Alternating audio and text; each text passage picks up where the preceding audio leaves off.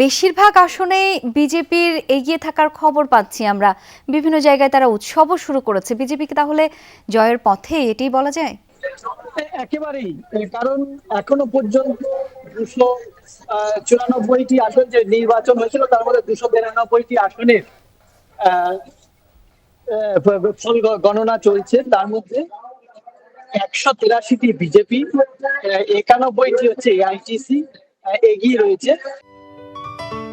Ceylon টি রপ্তানিতে শীর্ষে। এছাড়াও এজিইউপিএ দুটি, এআইএসএফ দুটি এবং সিপিআইএম একটি আসনে এগিয়ে রয়েছে।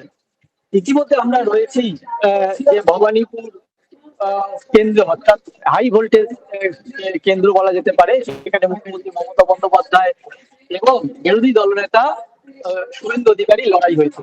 সেখানে এখনো পর্যন্ত আমরা লাস্ট অষ্টম রাউন্ড এখন ঘোষণা হচ্ছে, নবম রাউন্ড ঘোষণা হচ্ছে।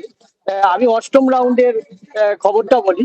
সেটা হচ্ছে 15,494 ভোটে কিন্তু মমতা বন্দ্যোপাধ্যায় এগিয়ে আছে। অর্থাৎ এর আগের যে রাউন্ড গুলিতে যে ব্যবধানটা বেড়েছিল সেটা কমতে শুরু করেছে।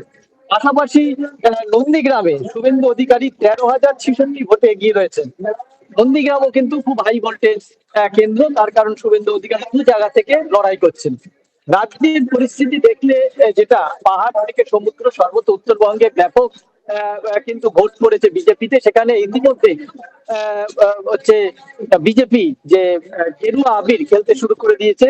ইতিমধ্যে সহিংসতার বেশ কিছু খবর আমরা কিন্তু আমাদের কাছে এসেছে, যেটা আসানসোলে জামুরিয়ায়, সেখানে তৃণমূলের পার্টি অফিসে আগুন দেওয়া হয়েছে এবং অভিযোগ যে বিজেপির বিরুদ্ধে অভিযোগ এই তৃণমূলের পার্টি অফিসে আগুন ধরানোর জন্য।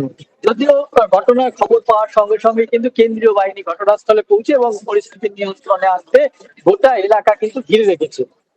সর্বত্রই কিন্তু যে 500 কোম্পানি আপনাকে বলে রাখি যে এর আগে মজুত করা হয়েছে, যাতে ভোট পরবর্তী সহিংসতা যাতে না।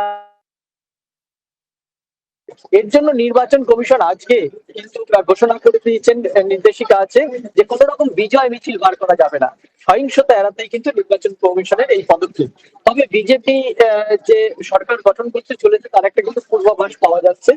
তবে সম্পূর্ণ ফল পেতে সন্ধ্যা 6টা পর্যন্ত আমাদের অপেক্ষা করতে হবে যে কে পশ্চিমবঙ্গের মসনদে বসবে এবং কত সংখ্যক আসন তারা জয়ী হয়ে আসছে, সে বিজেপি হোক বা অন্য কেউ হোক। তবে বিজেপির পাল্লা ভারী থাকায় কিন্তু সরকার গঠনের ক্ষেত্রে বিজেপির একটা প্রায়োরিটি রয়েছে।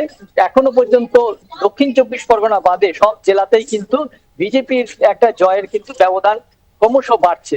বেলা যত সুকান্ত, আমরা কিছুক্ষণ আগে শুনছিলাম যে মমতা ব্যানার্জি তার ভোটারদেরকে সন্ধ্যা পর্যন্ত মোটামুটি শান্ত অবস্থায় থাকতে বলেছে। সব মিলিয়ে সেখানে যে সমস্ত সাধারণ ভোটাররা রয়েছে তাদেরও নিশ্চয়ই কোনো প্রতিক্রিয়া আছে। কি বলছেন তারা? সার্বিক পরিস্থিতি এখন কেমন সেটি একটু জানবো আপনার কাছ থেকে।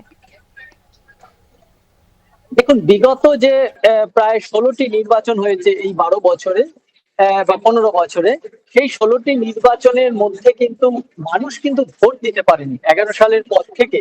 এই 2026 সালে মানুষ প্রথম শান্তিপূর্ণ ভাবে এবং জানমাল ক্ষতি অর্থাৎ কোনো প্রাণহানি হয়নি এমন একটা মানে অহিংস আর কি সহিংসতা নির্বাচন সম্পন্ন করেছে নির্বাচন কমিশন। এবং আগামী 1 মাস কিন্তু এই রাজ্যে কেন্দ্রীয় বাহিনী থাকবে 500 কোম্পানি, যাতে নির্বাচন পরবর্তী সহিংসতা না আসে। তবে মমতা বন্দ্যোপাধ্যায় যে দাবি করেছেন যে সূর্যাস্তের পর তার আসন বাড়বে এবং তিনি সরকারে প্রতিষ্ঠিত হবেন, কিন্তু যে জয়ের হার আমরা দেখতে পাচ্ছি গোটা রাজ্য জুড়ে বিজেপির দিকে পাল্লা ভারী, সেটা সেক্ষেত্রে কিন্তু সূর্য অস্ত কেন সূর্য উদয় হলেও তৃণমূলের ক্ষমতায় ফিরে আসা কঠিন হয়ে দাঁড়িয়েছে।